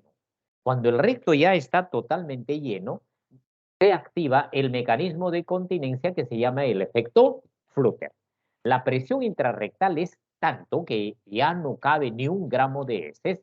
Esa presión intrarrectal más la presión intraabdominal van a actuar a nivel del piso pélvico, van a actuar activando al músculo elevador del ano y noten cómo en la región del conducto anal se cierra firmemente para mantener la continencia a pesar de que la presión intrarrectal está incrementada.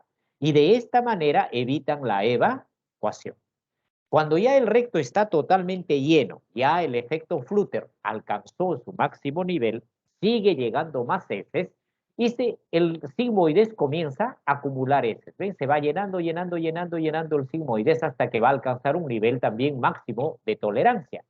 Pero como el sigmoides es un órgano móvil, esto cae el sigmoides y eso cierra el ángulo recto sigmoideo y evita de que el contenido del sigmoides, a pesar que es alto, no ejerza presión sobre el recto que está totalmente lleno y de esta manera no se estimule la evacuación, por el contrario, se favorezca la continencia.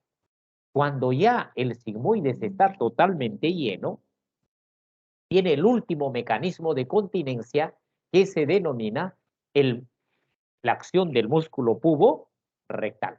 Esta acción del sigmoides que contiene se denomina el efecto flap. Cuando se agota el efecto flap viene el quinto mecanismo que es la acción del músculo pubo rectal. Acá vemos totalmente lleno el recto, sigmoides lleno, no está pasando nada de heces. En este momento el músculo pubo rectal se contrae firmemente y forma un ángulo de 90 grados entre el eje del recto y el eje del ano. Y este es un mecanismo de continencia ya de último momento. Cuando se contrae este músculo que es muy potente, ya todos experimentamos la sensación de evacuar. Muchos, cuando ya el músculo puborectal está batiéndose para mantener la continencia, comienzan a pararse, comienzan a respirar profundamente, comienzan a cruzar las piernas, ya comienzan a mirar, a calcular la distancia donde están los baños, etcétera, porque ya se está generando el mecanismo de la defecación. Cuando el músculo puborectal está en su máximo nivel de contracción, hay una regulación a nivel del cerebro. Acá pueden observar ustedes cómo el cerebro, a través de la médula espinal, va a ir controlando todos estos músculos, la distensión y la contracción y relajación de músculos. Y a través del elevador del ano, los nervios pudendos, cómo hay contracciones. ¿Ven cómo se va controlando el esfínter anal interno, el esfínter anal externo, para contener las heces y no se evacúe? Y el mismo cerebro va a hacer que cuando ya iniciemos la defecación cambien todos estos estímulos nerviosos para que se favorezca la defecación. Entonces, ¿qué ocurre? Si vamos viendo la capacidad de continencia del recto sigmoides y veamos midiendo la presión, acá tenemos con 20, 40, 60 se va llenando el recto, se llenó totalmente el recto, con 180 ya está lleno el recto, el sigmoides comienza a llenarse hasta que llega a 300 miligramos o mililitros de contenido sigmoideo o recto sigmoideo y generan una presión en centímetros de agua entre 80 a 90 centímetros. Con esta presión, el músculo puborectal es el último que va a realizar la continencia. Entonces, el músculo puborectal, cuando ya la continencia es inminente, avisa al centro de la defecación. Le dice, centro de la defecación, soy el músculo puborectal, el último mecanismo de defensa. Después de mí no hay nadie que pueda contener. Tienes 30 segundos para activar la defecación. Entonces, el centro de la defecación detecta esa información e inmediatamente genera la respuesta de la defecación. Y esa respuesta de la defecación, la primera actitud que tenemos es ir a los servicios higiénicos y en estos servicios higiénicos no adoptar esta posición que no es fisiológica, sino esta posición fisiológica. Esta posición fisiológica, noten, de que el ángulo se modifica y esto facilita la evacuación. Y noten que en esta postura, ¿cómo están los ángulos? Y si hacemos un pequeño retroceso, cuando ya se relaja el músculo puborectal, hemos adoptado la posición de cuclillas, que es la única posición fisiológica para defecar. Se relaja el músculo puborectal, se relaja el esfínter anal interno, se relaja el esfínter anal externo, se modifica el ángulo anorrectal, apertura del canal anal. Mientras tanto, el centro de la defecación activa la contracción recto-sigmoidea para incrementar la presión y facilitar la evacuación.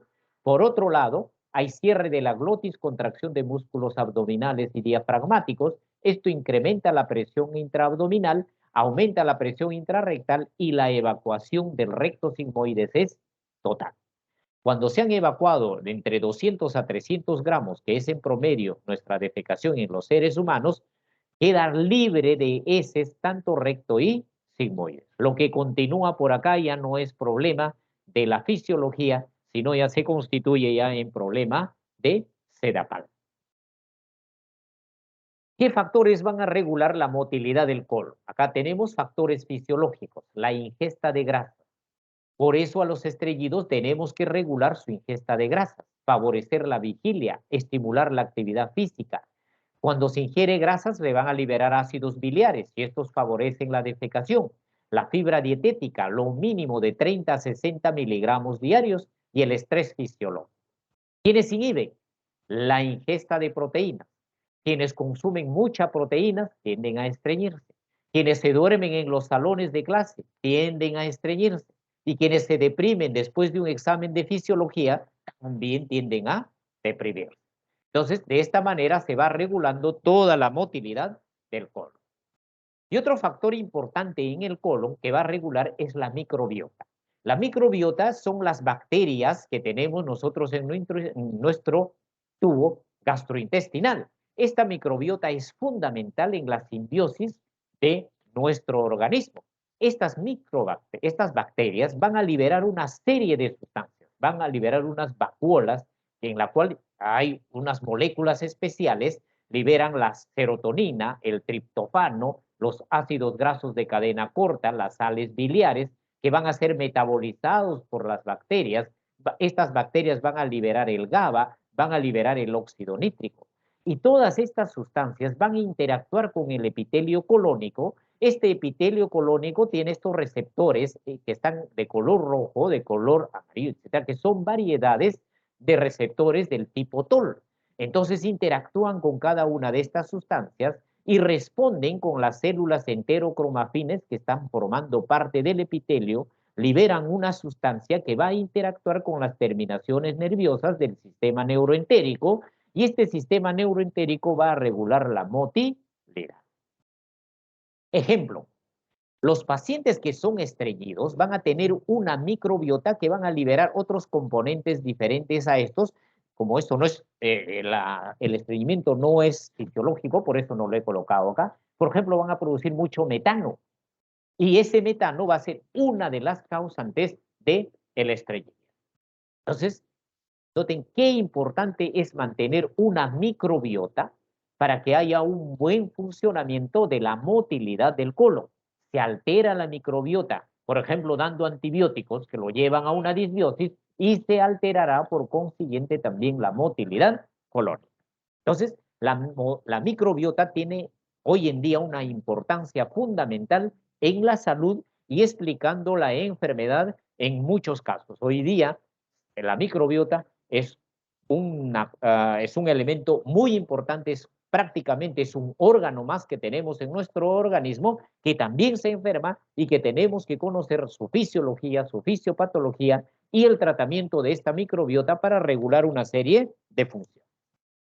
Y esta microbiota, al liberar una serie de lipopolisacáridos, acá tenemos un receptor TOL, ya conocen este receptor TOL, es muy complejo, tiene una serie de subunidades, acá está interactuando, por ejemplo, con la CD14, y esto favorecerá de que los componentes que ha liberado esta microbacteria puedan interactuar con el epitelio, y estos enterocitos tienen pues una gran variedad de receptores muy semejantes a las del TOL. El sueño hemos dicho de que va a enlentecer el tránsito colónico. Acá ven, se han colocado electrodos en todo el colon, ascendente, transverso, descendente, sigmoides y recto. Acá tenemos en la fase todavía está somnoliento, está despierto aún todavía, acá ingresa la fase del sueño. Ven que en este periodo del sueño, ya, en el sueño ya profundo, ven que como la actividad colónica disminuía grandemente. Lo despiertan al individuo, ya está en alerta y noten de que la actividad motora del colon nuevamente entra en acción. Entonces, esto demuestra perfectamente que el número de horas sueño van a regular, van a enlentecer el tránsito colónico. Otros factores que van a regular, los factores inhibidores, acá tenemos los neurotransmisores, acá tenemos los factores estimulantes. Medicamentos, de igual manera, acá tenemos una lista de medicamentos, dentro de ellos los opioides. Y desde ya, pues ustedes que se están formando como médicos, les lanzo la advertencia de usar los opioides racionalmente. Hoy en día se está viendo con mayor frecuencia, o los gastroenterólogos estamos viendo con mayor frecuencia, el colon que se altera por este opioide, que se llama el colon narcótico, por opioides. Y en los servicios de emergencia vemos con mucha facilidad cómo los colegas cuando enfrentan al dolor, inmediatamente y de primera elección dan opioides. Y estos opioides pueden en muchos pacientes llevarlo a un intestino narcótico y traer problemas porque ya ni el propio opioide le va a calmar el dolor. Y van a enfrentar ya muchos de ustedes a estos pacientes, que cuando estén en la guardia van a decir, doctor, estoy regresando porque ayer me han visto, anteayer me han visto, me ha visto el otro médico, vienen, me ponen la medicina, me voy, me aparece el dolor y vuelvo a aparecer. Entonces tienen que tener ustedes mucho cuidado, mucha racionalidad al manejar los opioides en los servicios de emergencia. Y esto se está reportando cada vez más y esto se debe a de que muy fácilmente se están utilizando a priori los opioides. Así que tengamos mucho cuidado con los opioides. Y acá tenemos una gran cantidad de medicamentos ya para que vayan familiarizándose, como también los medicamentos pueden modificar el tránsito colónico y pueden llegar incluso al estreñimiento por trastornos de la motilidad. Acá solo nos estamos refiriendo al estreñimiento por trastornos de la motilidad, porque hay otra gran cantidad de agentes etiológicos del estreñimiento que son mucho más complejos, como les decía anteriormente. ¿Podemos medir el tránsito colónico? Sí, así igual como se mide el tránsito del estómago, el intestino delgado, acá. Utilizamos esta técnica radiológica que es la escintografía. A este paciente se le ha dado una sustancia con marcadores eh, para poder rastrear en el tránsito colónico. Acá vemos a las 24 horas, normalmente debe estar ya en el colon transverso, a las 48 horas ya debe estar en el sigmoides para su evacuación. En cambio, si acá estamos enfrentando un paciente con estreñimiento, con tránsito lento, acá vemos como a las 24 horas recién está en el colon ascendente, a las 48 horas recién la gran mayoría de marcadores están con radioisótopos, están recién en el colon transverso y noten que cantidades muy ínfimas están en la región sigmoidea. Entonces, de esta manera podemos nosotros ya catalogar si nuestro paciente de estreñido es con tránsito normal o tránsito lento. Las deposiciones, ¿ok? Cuando uno defeca, debe ser en estos 7 tipos. Y esta escala de Bristol lo ha sistematizado de una forma muy práctica y tiene una gran utilidad. Y les sugiero de que cada uno de ustedes observen sus heces, aunque sea de reojo, como podríamos decir, pero ahora en esta fase digital podríamos decir con un selfie. A través de un selfie ustedes pueden observar cómo son sus deposiciones. Si desean, los pueden hasta publicar como en sus páginas Facebook y decir, mis heces son del tipo Bristol 1, cuando es así, como bolitas, estos son los coprolitos, o cuando es del tipo 7, son de tipo acuosas. ¿Qué importancia tiene esta escala de Bristol? Acá tienen las características de cada uno de ellos y ahora incluso ha sido adaptada para niños. El tipo 1 y 2, suficiente con preguntar bien al paciente, ¿no? Vamos a concluir de que este es un estreñimiento con tránsito lento. Y noten la importancia que tiene el selfie, lo que les decía a modo de broma. Ahora hay pacientes que toman fotos a todas sus secreciones y tienden a ser más elocuentes en la información. Basta que el paciente haya fotografiado estas heces, ustedes, que viene con signos de estreñimiento, ratifican que este estreñimiento es a tránsito lento. Tienen las de ganar y le ahorran una serie de exámenes al paciente. Otro paciente con diarrea tomó la foto, publicó en sus selfies, etcétera. Es la cosa. Y dice que está con diarrea.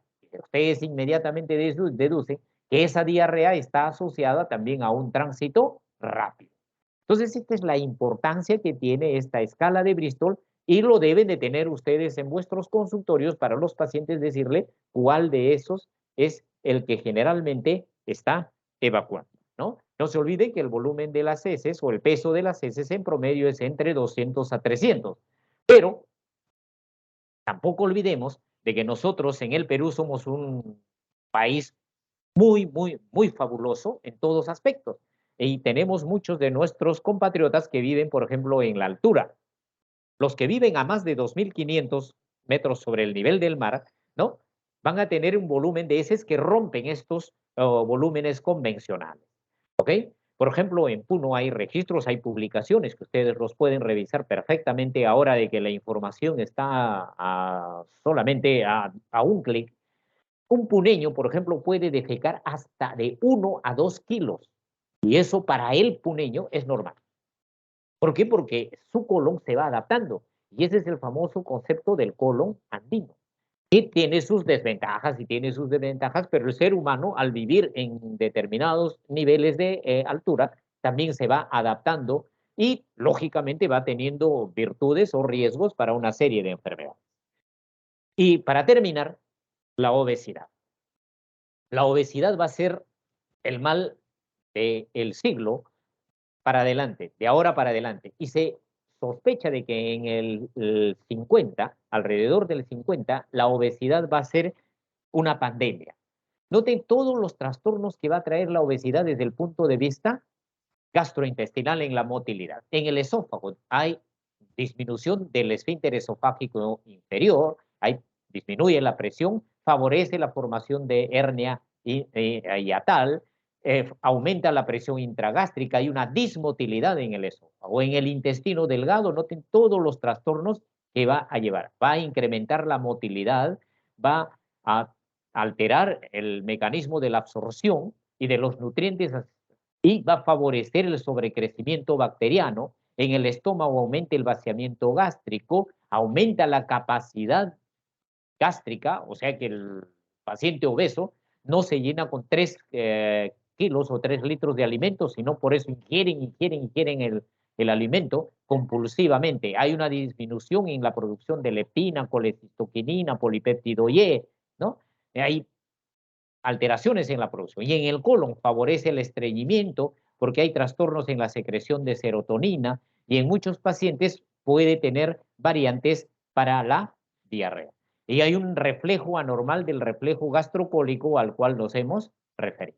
Entonces, con eso terminaríamos la exposición del día de hoy. Esta es la parte más larga de la parte de fisiología digestiva, es por ello que nos ha llegado a todo este tiempo y les agradezco vuestra atención. Ahora quedo a disposición de ustedes para las preguntas. ¿Sí? Queda abierta las preguntas, por favor.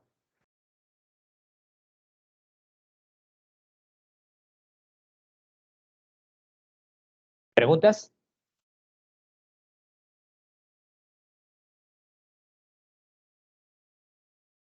Acá veo una asistencia de 53. Delegado, vamos a tener en cuenta. Vamos a tener que ajustar un poco la disciplina. Sí, sí, doctor. Doctor, Sí, a ver, ahí veo, muy bien. Keila, adelante Keila, te escuchamos. No, doctor, no era alzar una mano, era mandar una reacción de aplausos. Gracias Muchas por la gracias. clase. Gracias. doctor, buenas noches. Disculpe, yo sí quería hacer una consulta. Ya, perfecto, Eh, Juan.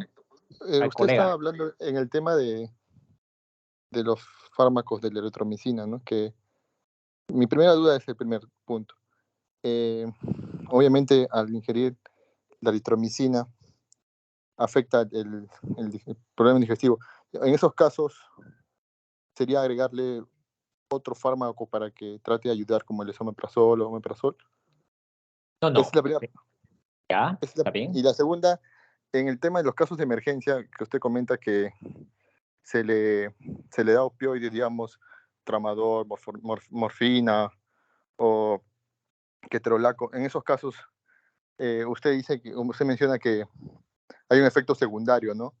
Pero entonces, ¿cómo sería, digamos, el actuar en ese momento, ¿no? Porque, digamos, si va a haber efectos secundarios en problemas digestivos, ¿cuál sería la mejor eficacia, digamos, de usar, digamos, un opioide, ¿no? Esas dos Ya. consultas, señor doctor. Muy bien, Juan. Lo primero, no olvides de que el omeprazol es un inhibidor del ácido, ¿ok? Y la eritromicina es un gastroquinético, estimula la motilidad y también se ha visto sé que secundariamente al inhibir la motilidad va a disminuir las náuseas y los vómitos. Ahora, la eritromicina es parte del armamento terapéutico. No hay medicamento que sea mejor uno que el otro. El medicamento va a depender de lo que necesita el paciente. Por ejemplo, un paciente con gastritis a veces dice, doctor, quiero que me dé el mejor, el más potente.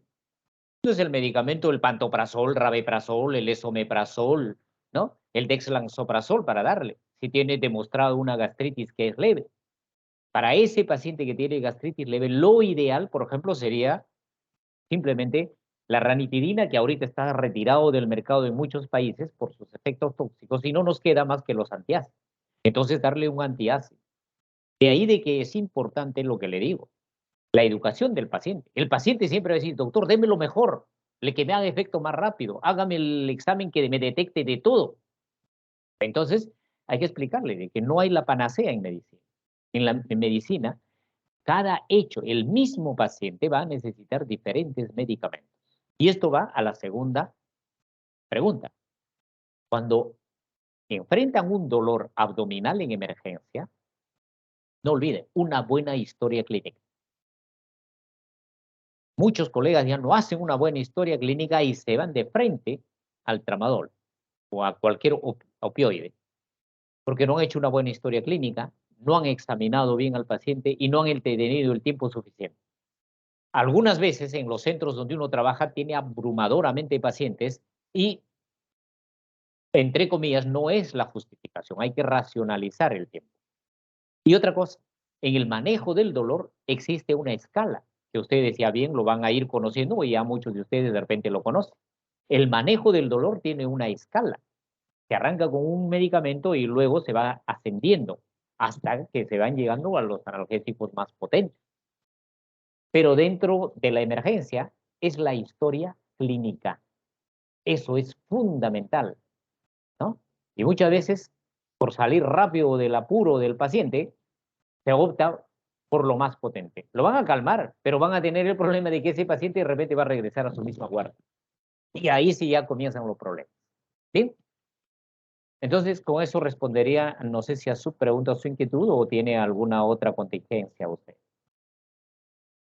No, doctor, al contrario, muchas gracias. Sí, ya me quitó la duda.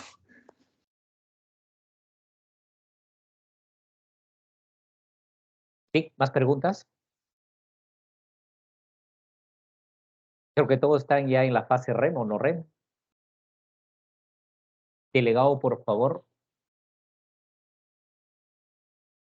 El delegado o la delegada. Sí, sí, doctor.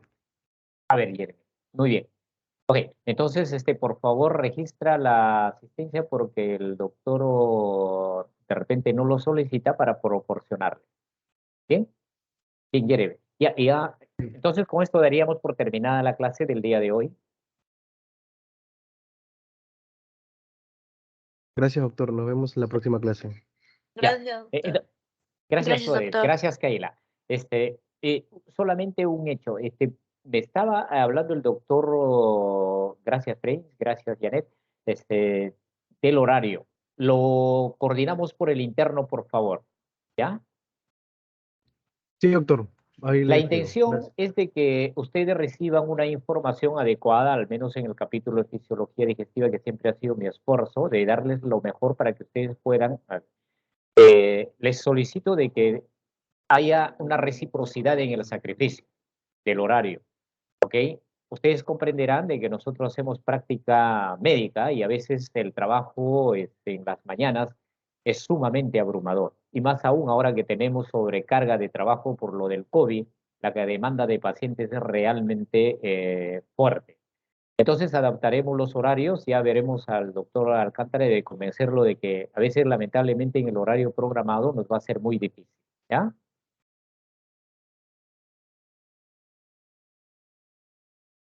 Ya, doctor. Bien. Ok, entonces muchachos, muchas gracias por vuestra atención. Me despido hasta la próxima clase que a través del delegado ya estaremos fijando la nueva fecha. Bien, muy buenas noches con todos ustedes. Gracias, doctor. Buenas noches. Buenas Gracias, noches. doctor. Ya Buenas listo, noches, ok. doctor. Buenas noches. Gracias, doctor. Buenas Hasta luego. noches. Gracias, Buenas noches con Gracias, todos. doctor.